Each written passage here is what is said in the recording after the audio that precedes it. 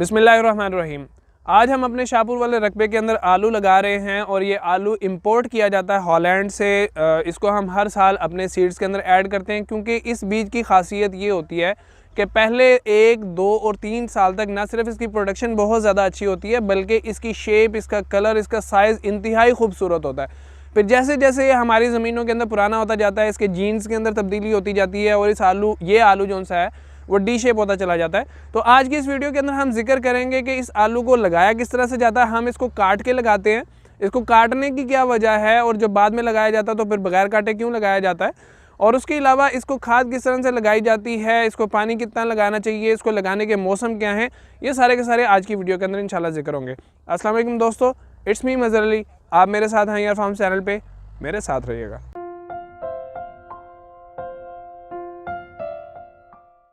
ये जो आलू आप मेरे हाथ में देख रहे हैं, इसका हमें 25 kg का जो एक बैग है वो 5000 रुपये का पड़ता है। लगते हैं बहुत ही महंगा बीज है, लेकिन अगर हम इसको शामिल नहीं करते तो हमारी प्रोडक्शन हर साल घटती चली जाती है, इसलिए इसको हर साल ऐड करना चाहिए। तो इसको मैं आपको काट के दिखाऊंगा कि किस तरह से इसको काटा जाता है, लेकिन उससे पहले अगर इसके मौसम का जिक्र कर लिया जाए तो आलू को लगाने का जो परफेक्ट मौसम है गर्म इलाकों के अंदर, जैसे पंजाब हो गया, सिंध हो गया, बलूचिस्तान हो गया, जहाँ पे टेम्परेचर अक्टूबर के अंदर जाके 30 डिग्री के ऊपर हो जाता है, तो बेस्ट टाइम होता है कि आप पूरा अक्टूबर उसको बड़े ही आराम से लगा सकते हैं। नवंबर के कुछ दिन भी आप लगा सकते हैं, लेकिन जो ठंडे इलाके हैं या पंजाब के कुछ इलाके, उनके अंदर नवंबर के एंड से लेके दिसंबर और जनवरी का पहला हफ्ता किसी हद तक इसको पंजाब के मैदानी इलाकों के अंदर लगाया जाता है, सिंध के अंदर लगाया जाता है। लेकिन जो दिसंबर के अंदर और जनवरी के अंदर लगाया जाता है, इसके ऊपर लेट ब्लाइट का बहुत ज़्यादा अटैक आता है। खड़े की खड़ी फसल आपकी बर्बाद हो जाती है अगर मौसम के अंदर थोड़ा सा भी रद्दोबदल हो जाता है। तो इसको लगा लेना प्रॉफिटेबल है, लेकिन इसको बचाना बहुत ज़्यादा महंगा पड़ता है। स्प्रे के शेड्यूल बहुत ज़्यादा होते हैं। लेकिन जितने भी ठंडे इलाके हैं, जैसे हमारा सारा का सारा खैबर पख्तूनख्वा हो गया, वादी स्वात हो गई, कोयटा हो गया, जहाँ पे टेम्परेचर 30 डिग्री से ऊपर गर्मियों में भी नहीं जाता, तो वहाँ पे बेहतरीन टाइम होता है आपका आलू लगाने का।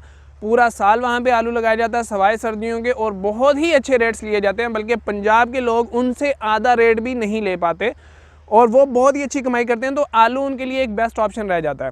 ये सीड मेरे पास अवेलेबल नहीं है, इसलिए आप लोग प्लीज़ मुझसे ये डिमांड ना कीजिएगा। इंशाल्लाह अगले साल हम इसको ऐड करेंगे। हाँ, गर्मियों के अंदर जिन लोगों को सीड वगैरह चाहिए होगा वो हम इंशाल्लाह प्रोवाइड करेंगे।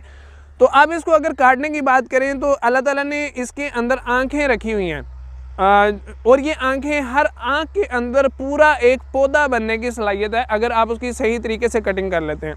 तो इसको करने का सही तरीका तो ये है कि आप इसको कुछ दिन के लिए रख दें। ये आंखें फूट पड़ेंगी, अच्छी तरह से फूट पड़ेंगी। अभी आपको ये ज़्यादा फूटी हुई नज़र नहीं आ रही हैं। जब अच्छी तरह से फूट पड़ेंगी तो इनके अंदर उगने की सलाहियत मुकम्मल हो जाएगी। अब हर आंख अलग पौधा है, उसको आप 9-9 इंच के फासले पे, 8-8 इंच के फासले के ऊपर लगा दें, इंशाल्लाह बहुत ही अच्छी प्रोडक्शन आपको मिल जाएगी। इसको काटने के अंदर बहुत एहतियात करनी चाहिए कि आमतौर पे हम एक आलू के जौन से हैं वो 4 टुकड़े करते हैं। नीचे वाला जो बड़ा टुकड़ा होता है उसके अंदर एक ही आंख पाई जाती है, लेकिन जो इसका ऊपर वाला हिस्सा है उसके अंदर 5 से 6 आंखें कम से कम आपको देखने को मिल जाती हैं। तो उनको आपने हर आंख को बचा के काटना है ताकि हर पीस के ऊपर कम से कम एक आंख ज़रूर हो।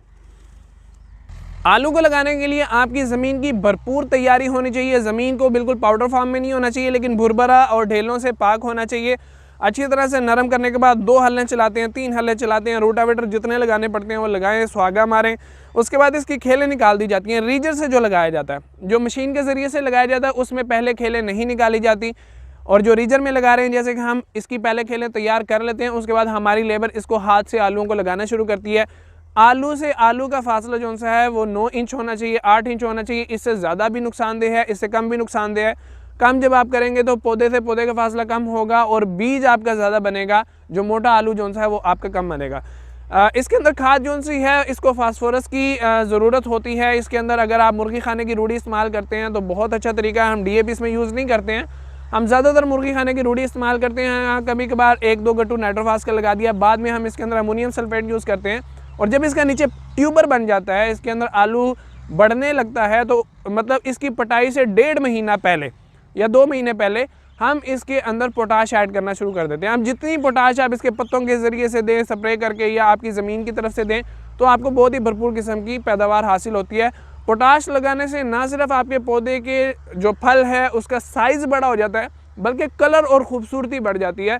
और आलू आपका जितना खूबसूरत होगा, जितने अच्छे साइज़ का होगा, मतलब ना बहुत ज़्यादा बड़ा हो ना बहुत ज़्यादा छोटा हो, दरमियाने साइज़ के आलू को पसंद किया जाता है। ऐसा आलू पोटाश ज़्यादा लगाने से आपका तैयार होगा और भरपूर फसल आपको मिलेगी। अगर बीज को लगाने की बात करें तो अगर आपके बीज का साइज़ दरमियाना है तो उस सूरत में आपके तकरीबन 25 से लेके 30 गट्टू 50 kg वाले 1 एकड़ के अंदर लग जाते हैं। लेकिन ये जो हमने कटिंग करके लगाया है, ये हम तकरीबन 20 बैग 50 kg वाले 1 एकड़ के अंदर लगाते हैं, क्योंकि काटने से उनका साइज़ छोटा हो जाता है, आंखें बढ़ जाती हैं, तो बीज की तादाद बढ़ जाती है, जिसकी वजह से ये ज़्यादा एकड़ के ऊपर पूरा आ जाता है। लगाने के बाद दोबारा रीजर से इसके ऊपर मिट्टी चढ़ा दी जाती है। आलू के ऊपर जितनी ज़्यादा अच्छे तरीके से मिट्टी होगी, जितनी मोटी खेल होगी, हम तकरीबन 2.5 फुट की खेल बनाते हैं, जितनी ज़्यादा मिट्टी उतना मोटा आलू, उतनी अच्छी पैदावार आप लोगों को मिल जाएगी। पानी लगाने के अंदर आलू में बहुत ज़्यादा एहतियात करनी चाहिए। अगर पानी इसके पौधे के ऊपर चढ़ जाता है तो पौधा ज़िंदा रहेगा, लेकिन नीचे आलू मोटा नहीं हो पाएगा। इसलिए आपको पानी बिल्कुल मुनासिब मिकदार के अंदर लगाना चाहिए। जहाँ पे खेल आधी रह जाती है वहाँ तक आपके पानी की सतह हो, ताकि पानी की नमी बीज तक पहुँचे। डायरेक्ट पानी बीज को कभी भी ना लगे। डायरेक्ट पानी लगने से बीज गलता नहीं है, लेकिन उस जगह पे जहाँ पे इसका आलू बनना है जगह सख्त हो जाती है, जिसकी वजह से आपका आलू मोटा नहीं हो पाता। जिसकी वजह से हमने ये देखा है कि जहाँ पे मशीन के ज़रिए से आलू लगाया गया वहाँ पे आलू की पैदावार कम निकली, जहाँ पे हाथों के ज़रिए से आलू लगाया गया वहाँ पे ना सिर्फ आलू की शेप अच्छी थी, बल्कि वो मोटा भी था और पैदावार भी ज़्यादा थी। जब आपका आलू उगना शुरू हो जाता है तो उसके उगने से पहले उसके अंदर जितनी भी जड़ी बूटियाँ होती हैं वो उग जाती हैं, क्योंकि सर्दियों के अंदर आलू उगने के अंदर तकरीबन 20 दिन ले जाता है, लेकिन अगर मौसम गर्म रहे तो जड़ी बूटियाँ उगने के अंदर 12 से 15 दिन लेती हैं। तो ऐसी सूरत के अंदर आप जिंकर और ग्रामोक्सोन, जिसके अंदर पैराक्वाट ज़हर होता है, उसका एक स्प्रे अगर कर दें तो आपका आलू 40 से 50 दिन तक जड़ी बूटियों से महफूज हो जाता है। उसके बाद जड़ी बूटियाँ उगती भी हैं तो आलू के प्लांट्स उनको बड़ी अच्छी तरह से कवर कर लेते हैं, दबा लेते हैं और वो उग नहीं पाती। और आप अगर पटाई टाइम पर कर लेते हैं तो ऐसी सूरत में ये जड़ी बूटियाँ आपको बिल्कुल भी नुकसान नहीं पहुँचा पाती। इस साल आलू के रेट्स बहुत अच्छे हैं। इस वक्त तकरीबन 1600 का 1700 का बैग जा रहा है, 50 kg का 2000 का अच्छा आलू भी बिक रहा है। तो ये रेट्स हमने 5 साल के बाद देखे हैं, लेकिन आलू के खसारे को आलू ही पूरा करता है। सब्ज़ी के अंदर जो आपको नुकसान होता है वो आपकी सब्ज़ी ही पूरी करती है। इसको हम मुस्तकिल लगाते चले जाते हैं और जब एक साल जो लग जाता है वो ज़िम्मेदार के अगले 4 साल के लिए काफ़ी होता है। इस वक्त भी बहुत ज़्यादा आलू काश किया जा रहा है, क्योंकि हर बंदे को नज़र आ रहा है कि इसको स्टॉक कर लें या इसको लगा लें। आपको इस साल आलू के अंदर इंशाल्लाह नुकसान बिल्कुल भी नहीं होगा। तो अगर कुछ लोग जनवरी के अंदर आलू काश करना चाहते हैं तो ये एक बेस्ट ऑप्शन रहेगा ज़्यादा बड़े रकबे वालों के लिए। अगर वो सब्जियों की तरफ नहीं जा सकते, बिलाशुबा सब्जियों में ज़्यादा फ़ायदा है, लेकिन आलू के अंदर इस साल इंशाल्लाह नुकसान नहीं होगा।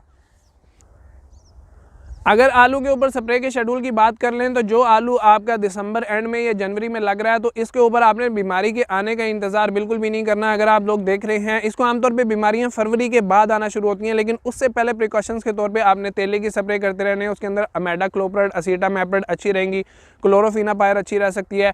और अगर आप फंजीसाइड की बात करें तो उसमें एंट्रोकॉल अच्छी रहेगी, एलीट अच्छी रहेगी, एमिस्टोर टॉप अच्छी रहेगी, सक्सेस अच्छी रहेगी।